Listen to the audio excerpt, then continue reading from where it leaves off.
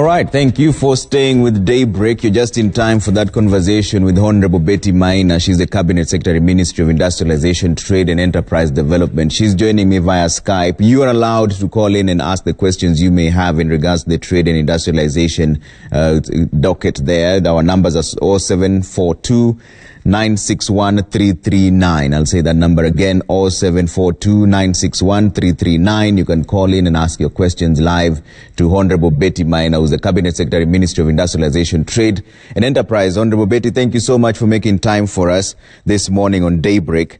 Now, most people are wondering, from your projections, how much in terms of trade and jobs are we losing at this point? And going forward, if this pandemic persists, how bad will it get? Okay. Thank you very much, Trevor. Thank you for inviting me to this session. I think the projection on impact on the economy depends a lot, or is manifest a lot from the sectors that have been most affected by this pandemic. And the first casualty, like in any shock, the first casualty has been tourism and travel and the expanded hospitality sector and any of the suppliers into it. So we've seen the numbers from the central bank and treasury that is starting to revise our economic outlook by almost 2 percentage points down to about 3.6. And that's because of the weight of those two sectors. The other impact is coming on the impact on trade, especially the disruption of export trade, which we've experienced, especially in the last month. In the beginning, we thought it was going to be an impact mostly from supplies from China and inputs, but I think the bigger impact has been actually the impact on our markets, especially in Europe and America. Thankfully, that is starting to recover. We have seen an increased demand for our flowers, an increased demand for our vegetables, and therefore I think what we are looking into is that if we can be able to organize the logistics chain, especially for air cargo, that would lift up. The third sector that is negatively affected has been the garment sector, with restricted movement in our main markets. There's been really, a lot of our manufacturers and garment makers have lost orders. Now, the upside to that is that capacity, especially for garments, that capacity is now being addressed or re-engineered to supply masks and other textile products within the country. So the impact on that may not be as extreme as we had first estimated. Yeah, but Madam CS, are we seeing opportunities here to become self-sufficient, especially when it comes to imports and exports? Because the first thing that took a hit was the raw materials for our manufacturing. What would it take for us to be self-sufficient when we get out of this pandemic? I think that's a wake-up call to us, Trevor.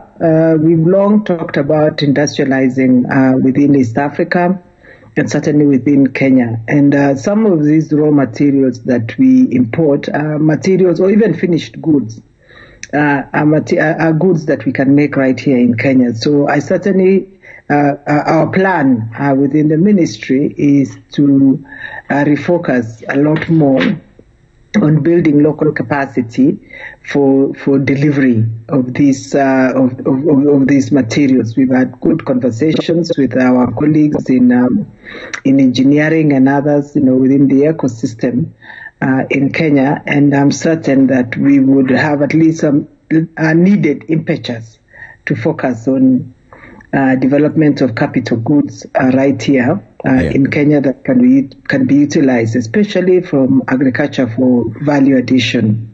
CS, how do we lower the cost of production? Because most of the business people you talk to, they say their biggest hit is the cost of production. They don't mind making those things, manufacturing them locally, but the cost of production is too high. What is the missing link here? I think that's been being addressed increasingly. I know the typical cost of production are around energy, around logistics, around regulations and government regulations. And I think you would have seen even recently the business regulations amendment laws that were enacted by Parliament that actually target more flexibilization of our regulations. But now, with regard to the cost go ahead. of energy, with regard to the cost of energy, you will even have heard and seen the gazettement of new regulations that give us cheaper power for industrial products. And with logistics, that's actually been a great improvement in the last 15 months. And most manufacturers will tell you that significantly. And CS, is there a need to... Thank you. Is there a need to restructure the bottlenecks of some sorts? Because now, for example, Kikotech it's transformed into a mask-making supply chain overnight. But with it comes questions in terms of quality assurance from the people. So is there a need to streamline the structure such that there's not too much bottlenecks, so that we know if you can make a product, then it will be standardized within a short period of time, then you don't have to go through all the chain of government? Actually, that's a good example, because on the case of masks, for instance, because the decision, I think we made the decision about 10 days ago to see how we can manufacture this within the country. We met with those manufacturers. We made available the standards and even the testing for their samples was fast-tracked. And we've done that in less than a week. So it's possible to engineer these institutions and to ensure that we target support at critical moments. And that capacity is available within the Bureau of Standards. But we're also increasing the capacity in the next few months. There's a plan. There's a plan that we've authorized for them to hire more staff. The other part of it is also going to be capacity building for manufacturers to ensure that they are compliant with standards. So I think my message to them is that the Bureau of Standards is engineering itself, and we are available to advise. Are we going to see a replication of this in the other counties, just to sort of get a feel of what they can do for the nation? Sorry about that. And no, that's not COVID. It's good that you clarified, because and I'm also by myself, so social distancing. So you're already self-quarantining anyway. We've encouraged the other counties to also. We've encouraged the other counties to also support local textiles, because it's not necessary to centralize all this production. It can be done in different countries, and textile production is very low capital, so it's important that they set this up. Yeah. Now, the other thing that everyone is wondering about, CS, is the flower farms, for example, hotels. Most of them are closed now. Is there a plan from your ministry to support the people who lost their jobs, people who are being asked to take compulsory leave, unpaid leave? Is there a plan that you've mapped out to sort of complement the government? Yes, actually, that's the current conversation. Now, like I said earlier, there is already upside of demand in the flower sector. So we are expecting to see more. I mean, we don't lose as many jobs. They send their people on leave, but they're actually starting to recall them.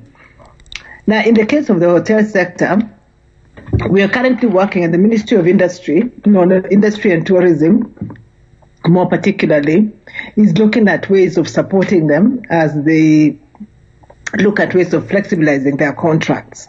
Yeah. Yeah. So the other question that I have, CS, is many people are saying that the second-hand clothes that have now been banned, some of them are already at the port and they had already come in and they already paid for it. What is the way forward for this? Is there a way that they can be supported to have the ones that are already here and they've already been paid for, because they are now going to run into losses? I think in the case of those who had already shipped their clothes, they've been in touch with the Bureau of Standards, and the Bureau of Standards has clarified that the products that are restricted declare COVID as a pandemic. So for those who had already shipped, they had been inspected, then they've been made available. All right, CS, I believe we need to take a quick break here, then we come back and continue this conversation in just a bit here. We are still on Daybreak. We are talking to the CS for Ministry of Trade and Industrialization. We are back with her in just a bit to continue clarifying the issues in regards to trade, and also you can call in as well. All right, see you shortly.